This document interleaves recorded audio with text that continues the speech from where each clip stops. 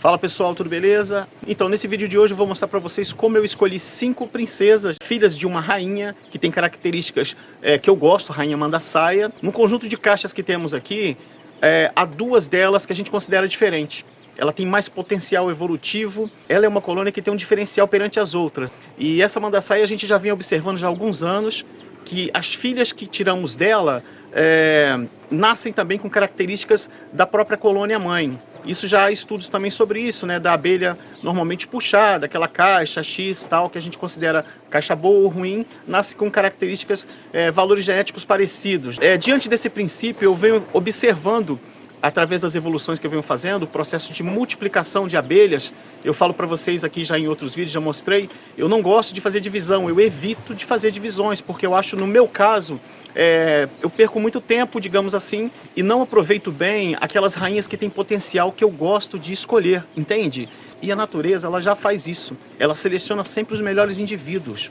Beleza, então nesse vídeo eu vou mostrar para vocês o processo de multiplicação, que eu gosto de fazer, eu adoro fazer a multiplicação. Por quê? Porque o que eu observo e eu vejo que nenhum criador, praticamente eu não vejo ninguém falando, é sobre a característica das rainhas que nascem ali. Por exemplo, eu peguei um disco agora com em torno de 230 células. As primeiras 10 rainhas virgens que nasceram, ou princesas, né, virgens de Mandaçaia MQA que nasceram, dessas 10, em torno de 3, 4 mais ou menos, tem um potencial diferente das outras. E o que eu vou mostrar nesse vídeo é o seguinte: eu não vejo criadores ou estudiosos também comentando sobre isso. Há rainhas que nascem, não conseguem estabelecer comunicação nenhuma, né? E outras já nascem com potencial imediato, de segundos após, 20, 30 segundos após sair ali daquela célula, de romper a célula, ela já sai e já se comunica rapidamente com as abelhas mais jovens, e logo a seguir, poucas horas depois, 1 hora, 2 horas depois, ela já fala com as abelhas um pouquinho mais velhas, tipo as abelhas de 7, 8 dias que começam a mudar a coloração, né? Estão saindo daquela fase mais amarelada e indo para a fase mais do exoesqueleto já se tornando um pouco mais escurecido. É o processo evolutivo da coloração, no caso da MQA, que eu estou aqui analisando.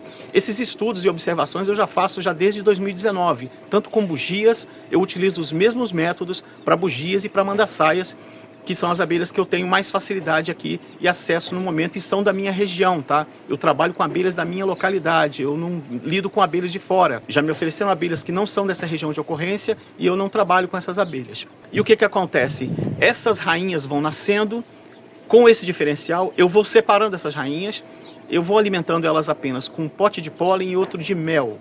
Nada mais que isso, ok? Deixo um pouco de água disponível também, porque elas precisam de umidade.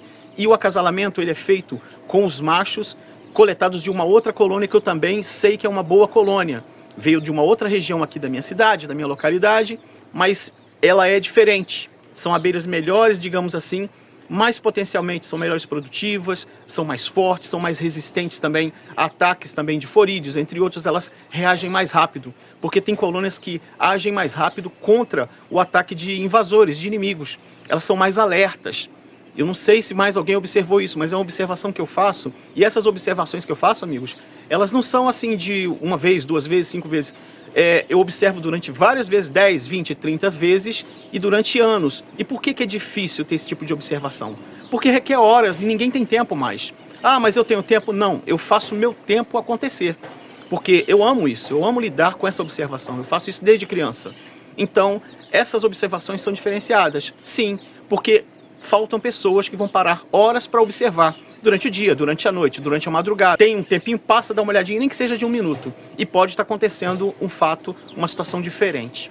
E assim a gente faz os registros. E uma coisa que aconteceu esse ano, diferente de outros anos, ainda é cedo, eu considero que é muito cedo, porque eu só vi 2 observações, 2 apenas, foi de 2 rainhas que nasceram e passaram à frente de outras que tinham nascido já horas, 3, 4 horas atrás. Elas estavam atrasadas, essas outras princesas que nasceram, né? Princesas virgens.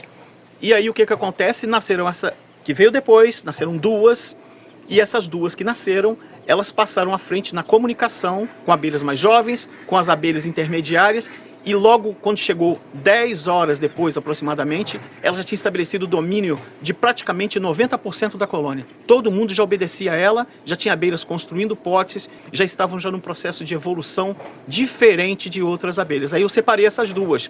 E detalhes, amigos, já fiz a experiência também de pegar 2 discos de colônias que eu também admiro, colônias boas, que eu sei que são diferenciadas. Nascem as 2 princesas, e essas 2 princesas, quando ficam juntas, que foram colocados os discos das 2 diferentes no mesmo módulo separado, e foram para observação interna, entendeu? Aí eu trago os machos de fora, o acasalamento sempre ocorre internamente, num processo aqui fechado, numa estufa feita em casa, já fiz vídeos aqui mostrando sobre isso.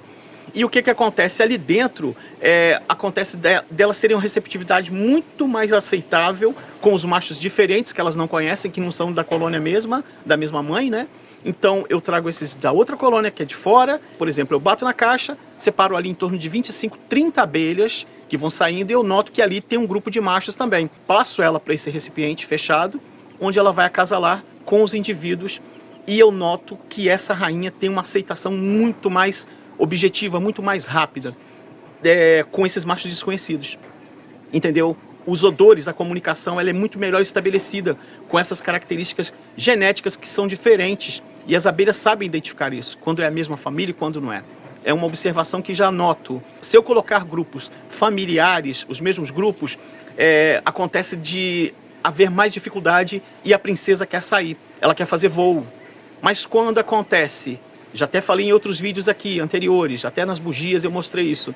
Quando acontece dela notar que já tem odores diferentes de comunicações feromonais, né, com os machos ali estabelecidos, o que ocorre? Ela espalha sua comunicação feromonal com as abelhas todas, controlando todos os indivíduos, controlando os machos também internos, os machos mais velhos, que eu considero os que ficam do lado de fora. Já falei sobre isso aqui, nunca vi ninguém comentando também, mas eles são expulsos, eles são rejeitados, ficam do lado de fora, não tem chance de acasalar com essas rainhas, com essas futuras rainhas, né, rainhas virgens.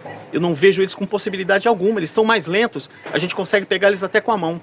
E os machos que ficam dentro da caixa, a gente não tem facilidade de pegar eles com a mão. Eles são rápidos, eles se movem rápido, entendeu? E eu acredito também que são esses que têm a capacidade maior de também preencherem a espermateca da fêmea, né? Tem o potencial de fecundar com muito mais facilidade essa nova e futura rainha da colônia.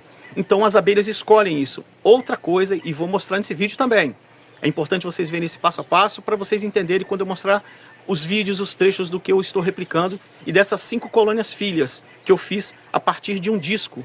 Tem abelhas aqui que começaram a postura com 8 dias, amigos. 8 dias. E teve abelha que 2 delas, 2 rainhas, que ainda é cedo para eu falar, como eu falei para vocês, mas elas acasalaram praticamente 12 horas depois, em ambiente interno, com os machos escolhidos. Essas rainhas eu considero diferente. Elas saem do percentual, por exemplo, tem um percentual X em torno de 18% ou 20%, alguns estudos falam 25%, que nascem de rainhas. Não são todas, amigos, eu falo para vocês com segurança, pois eu separo essas rainhas. Outras não têm chance, vão passar 4, 5 dias e não entraram ainda no período de receptividade do zangão, do macho. Elas estão atrasadas, elas não conseguem se alimentar sozinhas, elas procuram potes de alimentos, elas tentam se comunicar com abelhas mais jovens e não estabelece retorno. É difícil, a dificuldade é muito maior para ela. Mas tem essas outras que nascem depois, 4, 5 horas, às vezes 10 horas depois, nascem muito mais rápidas e dominam a colônia por inteiro, evoluem, se acasalam muito mais rápido. E tem uma coisa, elas não têm a necessidade de sair para fazer o voo, não tem, porque elas não querem sair e dar o espaço, possivelmente, para uma outra rainha de potencial igual a ela. E outra coisa que já gravei aqui também, já mostrei em vídeos aqui do canal, 2 princesas desse mesmo nível. Como esse vídeo ficou muito longo, eu resolvi interrompê-lo por aqui, e a parte 2 dele já está pronta. Só aguardar e clicar, que já tem a parte 2, com mais informações e a resolução dessas situações, dessas princesas evoluídas, princesas rainhas.